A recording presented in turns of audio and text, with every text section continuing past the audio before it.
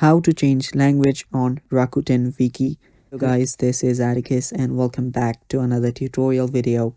In today's video, I'll teach you guys how you can change language in Rakuten Viki.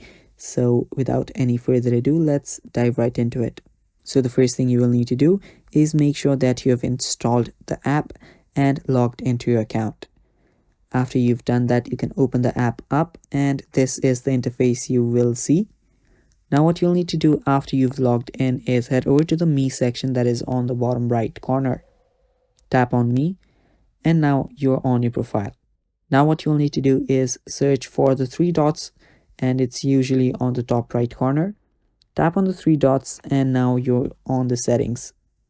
After you're on the settings, you will see preferred language right under account section. Tap on preferred language and from here you will be able to change the language of your Rakuten Viki. So simply change the language and you just select the language that you want and you're basically good to go. And that is all for the video guys. Thanks for watching. Stay tuned for more upcoming videos and bye bye. Take care.